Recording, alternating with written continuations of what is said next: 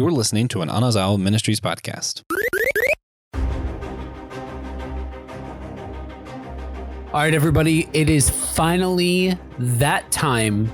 We have been walking through beat for beat the Narnia series, and it is finally that time to cover a climactic ending of this wonderful, wonderful story that we have been covering. Welcome back, guys, to Systematic Geekology. We are your hosts. I am Joe, and for this final endeavor into Narnia, I'm joined by Will. How are we doing? I'm doing great, and I'm glad to get to this, the end game, if you will, of the Narnia series. Joe's probably rolling his eyes at me for that analogy. Here we go, the end game. We're pulling it all in, all stops. It's the final. There's been a snap, and it's time to correct all things. And here we go. I'm ready for the last battle. So this is a story, it's funny. I last episode, we talked about kind of our introduction points into Narnia and that time where we were taken into this world in a more concentrated way and all of that. And, kind of going through in an immersive sense through the Narniad. And you get to this last point, and for me, I hadn't had it spoiled. I did not know how this story ended, but I was curious how they were going to, obviously, if Aslan's country is heaven, then how is everybody getting to heaven, sort of thing is right. The thought you have going into this. And I had no idea how they were going to square that circle. And so this is a story that kind of has two parts to it, right? Like this is really a version of what we see in, cinematic storytelling, where you kind of have your main plot, and then here's this piece towards the end that really gives resolution to the greater story that's been at play. And so we'll get to that. But before we get there, we start to see the unfolding of the end of Narnia. And I have long said that what we need is somebody with enough zeros, willing to put enough zeros at the end of the bill to really do justice to the creation of Narnia and the end of Narnia. Because the way C.S. Lewis writes these scenes is just so, like, if you can make somebody who isn't given to being very vivid in painting the picture with their mind, the ability to do that, you've done something really special there. And I think in both examples, we see beyond just there was a flash of light and everything was created in the magnitude. It's actually active. It's actually there's things actually at place or like going on that point to the story as a whole, not just trying to paint the physical picture of the creation or destruction of this world.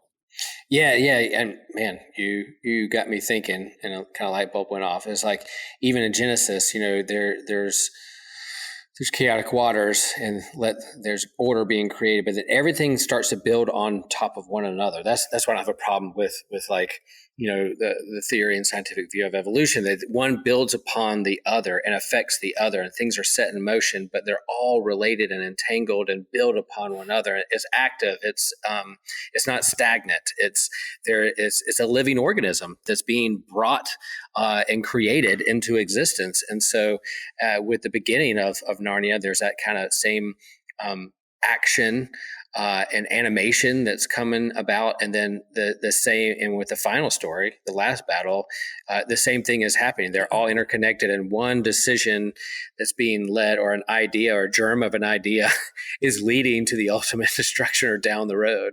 Oh, it'd be kind of cool to just kind of pretend we're Aslan, or whether, and to see all that kind of unfold on itself, that how interrelated, interconnected everything is, that we're relational beings and we're in a relational world. Right. And I think that's I have long said that the Left Behind series was some of the most damaging literature to Ugh. scientific thought that has come Mm, out in the last 30 years. hmm. Um, and you look at something like this, and it flies in the face of that style of and I point that style out because that's very popular in Christian media that's trying to present the end of the world or end times or revelation or the Americanized version of what we think revelation all of that kind of stuff. It all kind of paints the antichrist figure in the same kind of light. It all kind of points God in the same kind of light. It's all very the same in that particular regard. And this is so different that it's refreshing to somebody who has been exposed to that style of end time storytelling, and somebody that I don't think of the eschatology in pop media terms. I have a very orthodox driven thought process on that. So to me, this I really appreciate that series of events approach that Lewis takes. That it's not so much about this one particular, you know, evil, all-consuming thing. It's the choices that were manipulated into happening that led to this much bigger thing that ended up, in what it did, and I think that way of presenting story beats that are, while they're rife for being used as uh as building blocks to tell a narrative, they're also subject to varying degrees of creative license because we there's still so much that we don't know about the source material that this is reflecting the truth of. You know what I mean? That we still there it's we've got to draw that line of like, what all of that, how far we take the analogy, but also like there's approach to the storytelling here that I think really shines some cool light on the discussion as a whole when you consider how the bigger pieces fit together. I think we get lost in the minutia of what this looks like and not like the ultimate end game of it all and all of where it's building towards and all of that kind of stuff. I think we lose perspective a lot of the time when we talk about end of the world, or for those that are familiar with the vocabulary, because I'll probably pepper it in along the way, not thinking about it, eschatology. It's the study of end times, essentially. So it's this I think is a story that so much is happening and all of it's relevant. There's so many moving pieces for all of the different pockets of Narnia that seem like you can read them almost in isolated pockets, and they're not necessarily interconnected with one another because Lewis takes such a and then this extended period of time took place and kind of approach to advancing the storyline for Narnia that they're kind of pocketed in certain regards until you get to this moment of seeing the characters overlap and interact with one another and all of that you really are seeing that, in a modern sense, especially for those of us in geek culture. You're right. Probably the most reachable reference point would be something like an Endgame, but this is a universe that didn't have to have the level of detail that it did because there wasn't the same kind of immediate fan interaction back when this were being written. This is just based off of the story, the talent of the storyteller to weave everything together in the way that he does, as we see this, this continued downfall, this,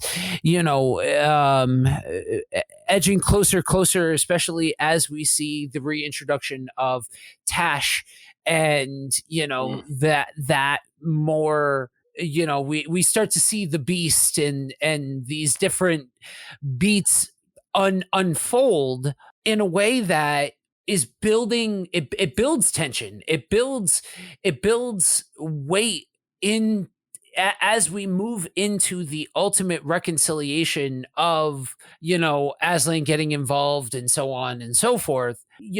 When we look at something like this, and we look at something like the gospel truth that it's based off of, I think sometimes the danger is that we lose sight of the authentic Jesus of it all.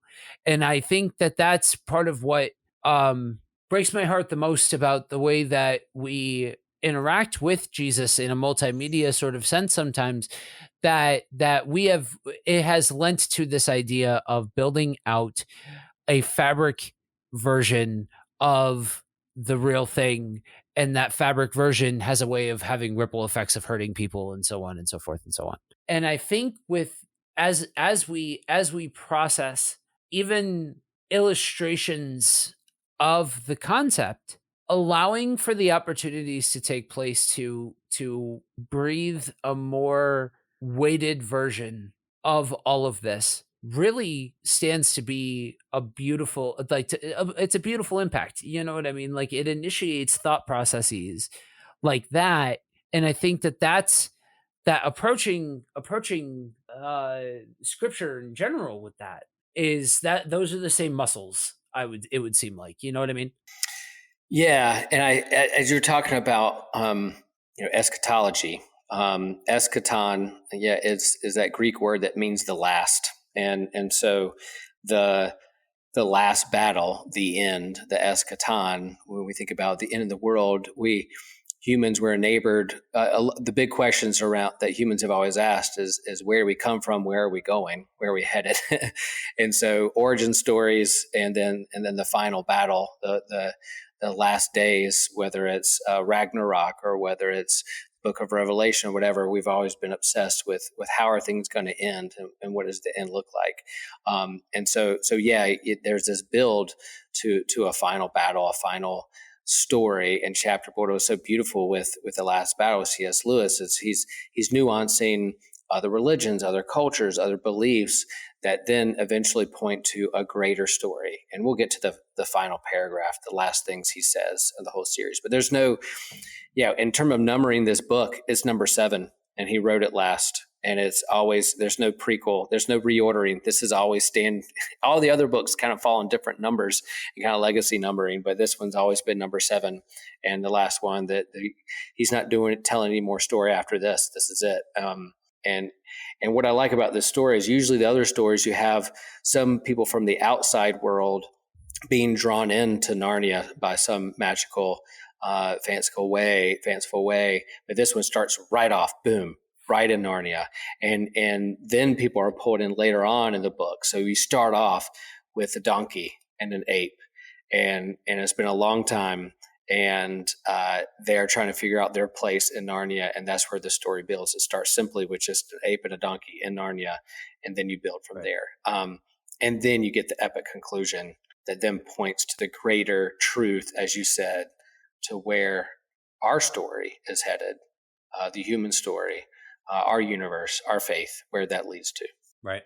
I think this is a prime example. While it's more overtly stated in The Silver Chair, I can appreciate something that at its base level says that this world is complicated, that it's going to stay complicated up until the end, and it doesn't need to be not complicated in order for the hope to work. Right. And that is the thing that's conveyed at a base level in this story. And so it's just, And it's funny because the first time that I started listening to it, it is such a departure from where you left off in the Silver Chair that I thought for a second that I missed something, I skipped ahead, or like the Right. audiobook that I was listening to was incomplete, sort of thing, because it, again, like I said before,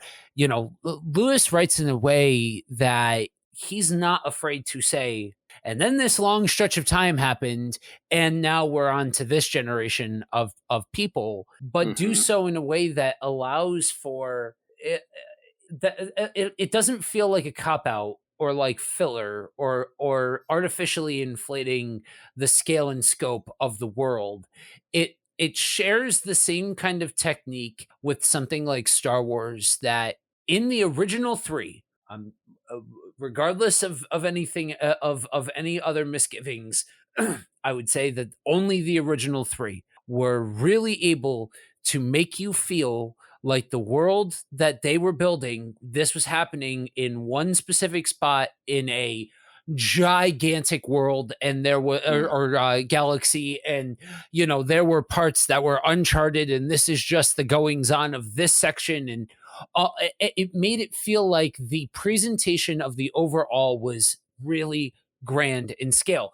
I feel that way about Star Trek as well. I feel that way about a lot of the IPs that I love the most, have that same kind of commonality to them. And this, the way he draws everybody in and then allows for that to build towards, okay, so this is everything that's going on, but why is everybody together? And you keep asking that question, and you're like, it's funny because with my skeptical, at this point, 2019 brain, I'm like, how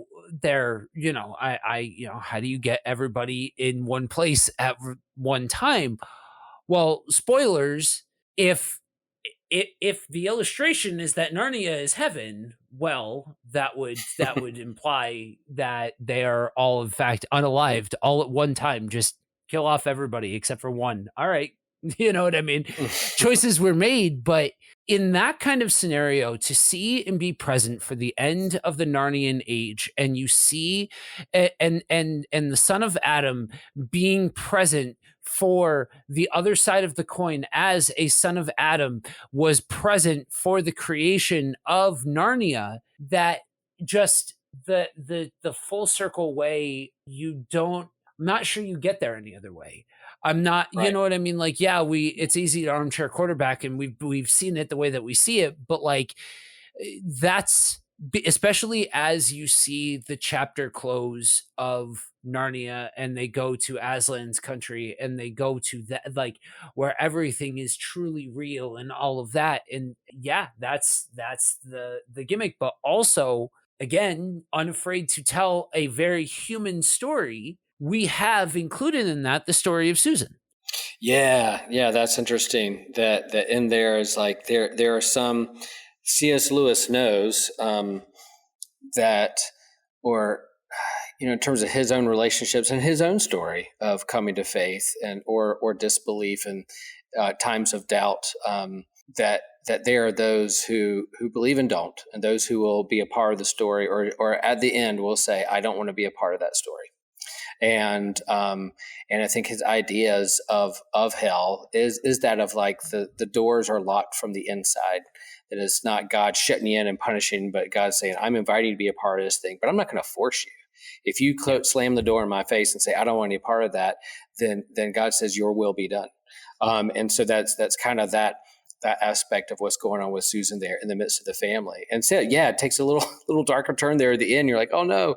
But he understands in that dynamic of relationships and family that there are some who don't want any part of the story.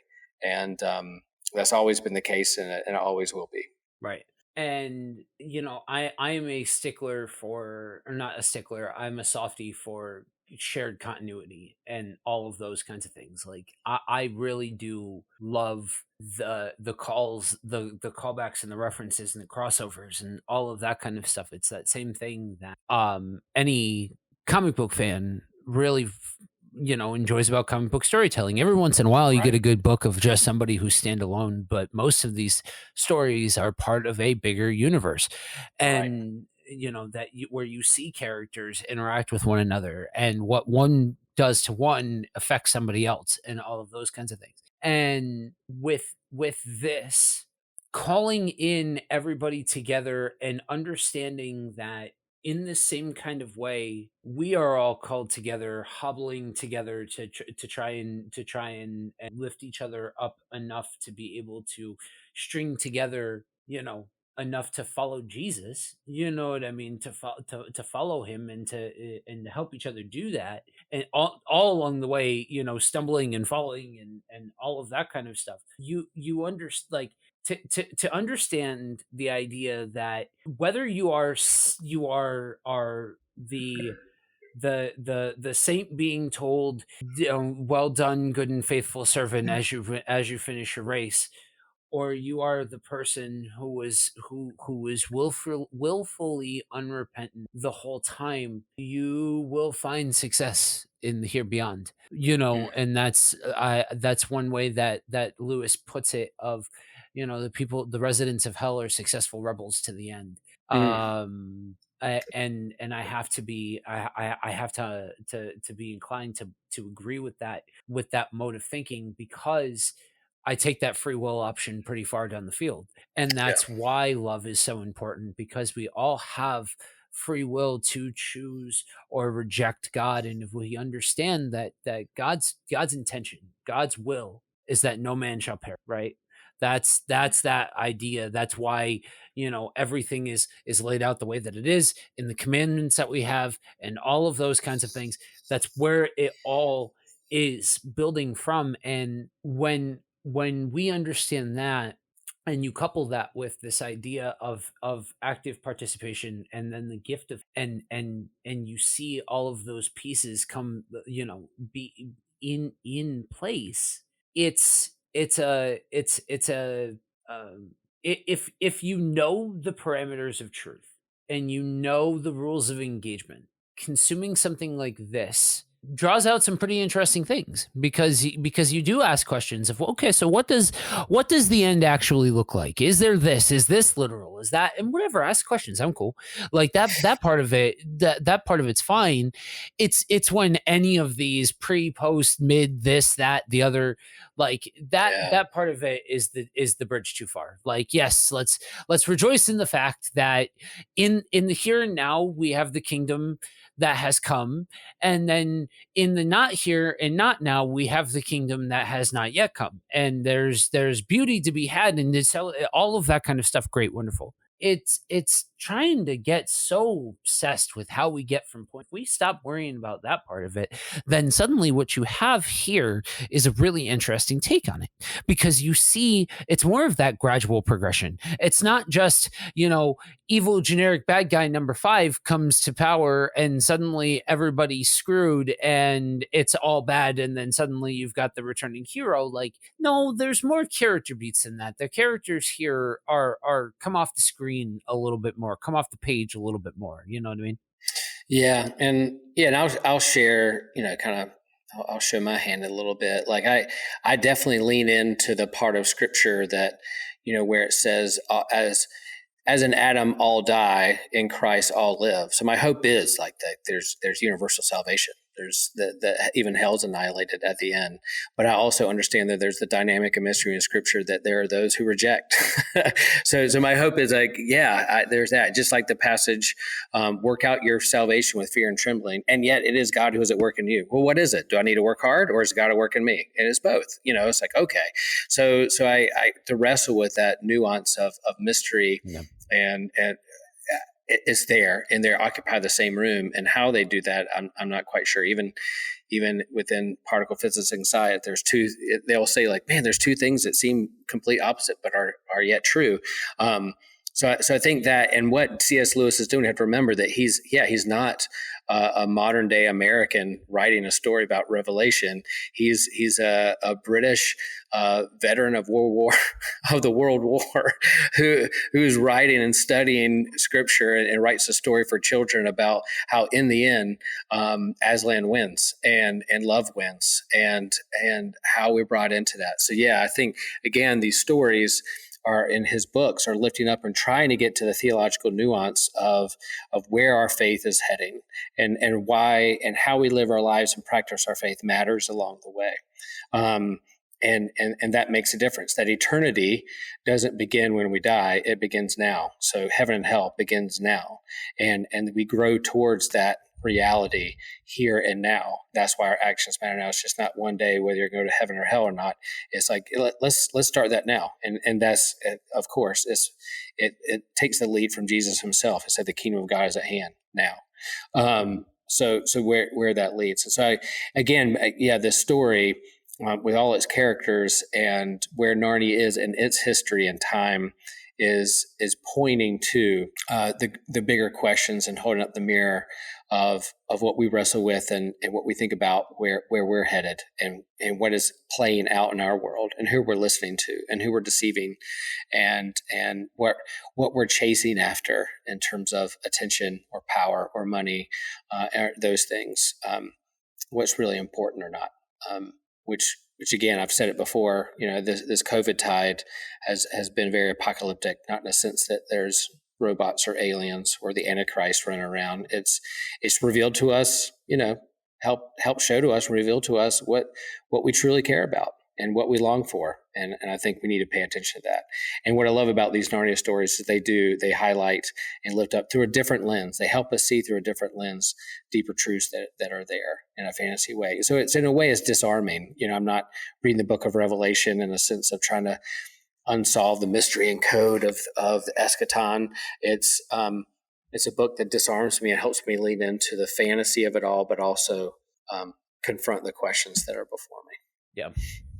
So, it's as we wrap up the Narniad here, and as we see the final chapters of all of this, it intrigues me in the style that Lewis decides to take with presenting it like different realities, like different, almost like different dimensions. You know what I mean? Yeah. And that, I think it interests me in the same way that, I've said before and I'll say again, the biggest misunderstanding modernly speaking about Christianity is that it is not a Western religion. It is an Eastern religion, and that affects a lot of things. And that's what I mean when I say more of an Orthodox view on things is like, to look at Eastern Orthodoxy, it carries a lot more acknowledgement of the spiritual aspects and components and things and such. And, there are, when you get past having this compulsion to read into it, this validates this particular point of view, or this is what I'm trying to read out of Revelation and what have you. When you get past that point, you allow that natural baggage to go away. Then what you have is just, it's something that allows for you to pay attention to much more significant matters than just exactly how it all plays out and all of that. And that does have ripple effects, and that does have implications and weight and all of those kinds of things. So I think as we see this capstone, we see that human choice matters. We see that these ideas and these concepts are all being brought to their moment of crescendo that gives a sense of resolution to it all. That's why I've never been the type,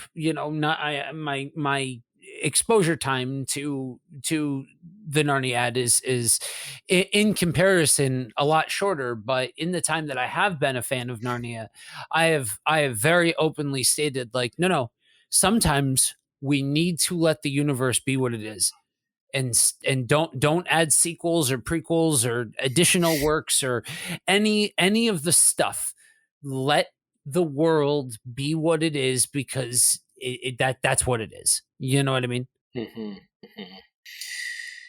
Yeah, and again, we're not going to do big spoilers, but there that on the last page and like last paragraph, there's something that says here. It says, all their life in this world and all their adventures in Narnia had only been the cover and the title page. I'm like, what? There's 7 books I've only got through. But what he's pointing at is all our, compared to eternity, our life now is very important. It matters. There's a lot of good stuff, but there's more story to be told. Right. There's more adventures to be had. And while this one comes to a close, and that's what I preach at funerals too. I'm like, being baptized into the life, death, and resurrection of Christ means that his story is our story. And so that means there's more story to be told. Yep, this death is real. It sucks. We grieve. It hurts. And this chapter has come to a close. But there's more story to be told. There's another chapter. I mean, a whole other trilogy. There's a whole other book that goes on. And I even wrote, 20-something Will wrote on the back right after the final period on this final book. I said, I can't wait for the day to read that great story. Come, Lord Jesus! ! That's what I wrote in the book. So like, yeah, and that's what these stories lead to. They illumine what we're longing for. And again, man, it's so good. I hope that Netflix doesn't, with this movie series or whatever, to fill in the gaps, doesn't start with The Last Battle. Surely they'll start with The Magician's Nephew and go from there. But yeah, that would be cool. I would love to have a Magician's Nephew that leads to the last battle. Of course, if it's done right and they're honest and true to the source material. Yeah, that's the hope, and. Mixed confidence as far as Netflix being the ones. I, kind of hope or kind of wish that a different production house had it than Netflix is. But whatever. I mean, they've shown that they're unafraid to spend money on IPs, and honestly, the storyteller part of my brain that just enjoys good geekdoms is like, I look at that and, man, like, there's been enough time separated from some of the interpretations of some of its contemporaries that really the world is their oyster to be able to jump in and make some of these stories and take the time to tell the full and complete story. That's the one thing, I'm not a huge Harry Potter fan. It's not my bag. But the one thing I will always give to the people who made the movies is they accepted that they were going to tell a story and that every movie wouldn't necessarily hit it out of the park and be the next huge blockbuster. And they allowed for that. That's a technique that I would counsel Marvel to pay attention to, because they're getting a little convinced that every single thing needs to be the next box office sensation blockbuster $1 billion movie. Chasing the dollar records, chasing the records. Yeah.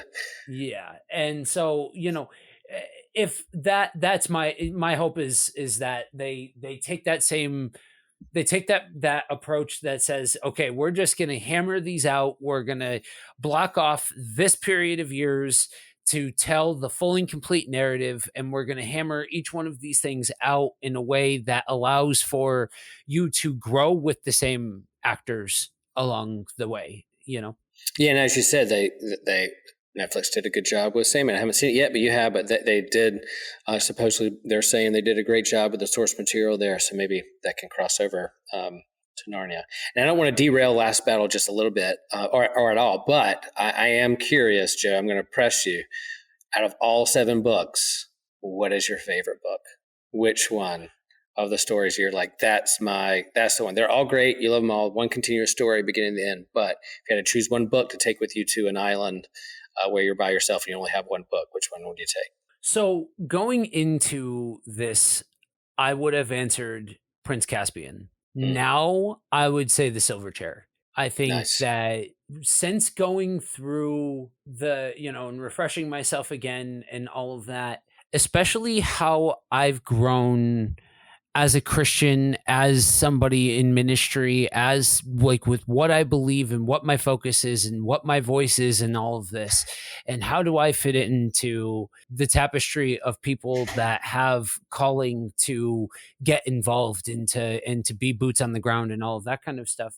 I find myself the most intrigued with the points of the story that are emphasized in that book because it speaks to the complexities of this world and it speaks to the complexities of what it means to be a human trying to live out instruction from a great other. Nice.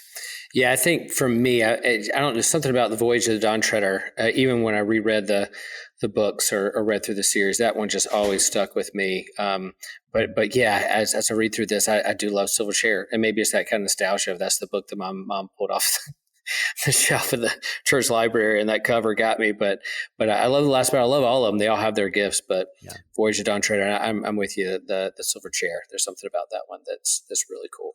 Yeah, I think to varying degrees, I would look at the Narniad to say, I think I would hear an argument for anybody to say that any of these, for different reasons, could be somebody's favorite. I think that there are some that are more active than others, and I think that this one, the final battle is actually one of those that's a little less active than you would think, except for towards the end. Once Endgame really begins and we see the series of events leading towards the conclusion and all of that kind of stuff, that's where it starts to get active. But you'd think for the last battle that there would be more going on, but no, it's more about the people and that degradation of the society sort of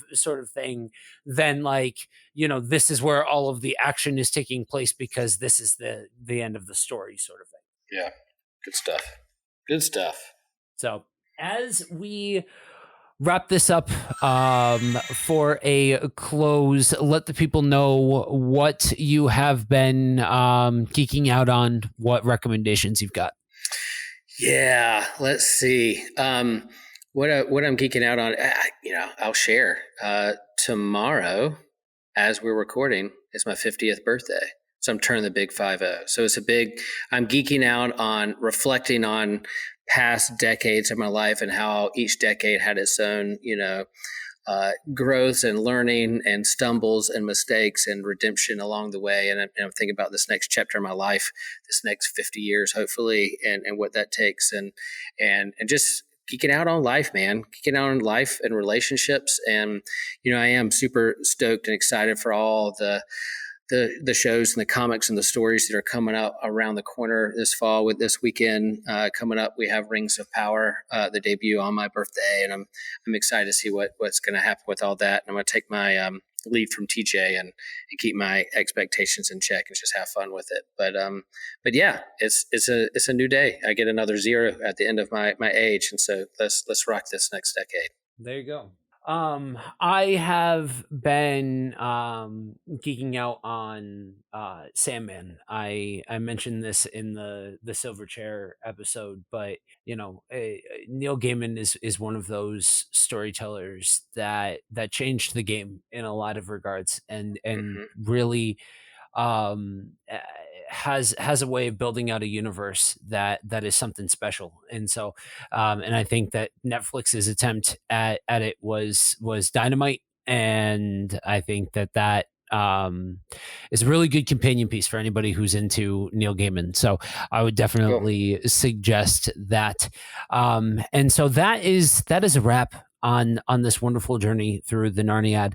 It's been something special.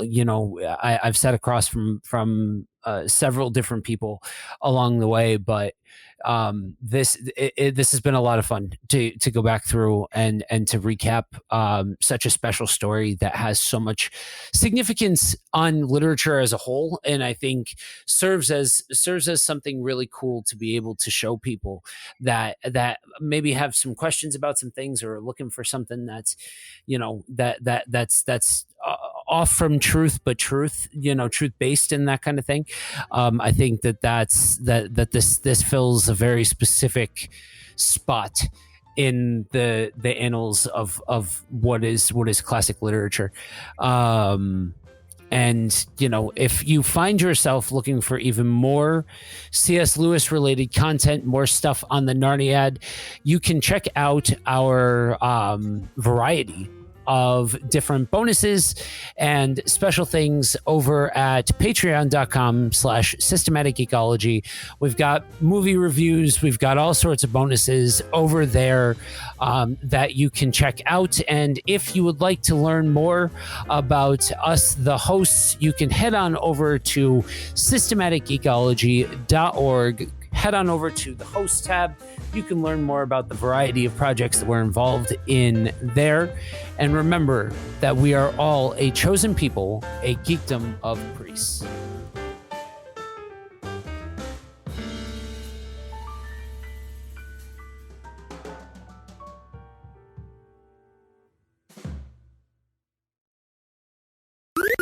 This was an Anazao Ministries podcast. If you enjoyed this show and would like to learn more about our network, be sure to check out the Anazao Ministries Podcast Network.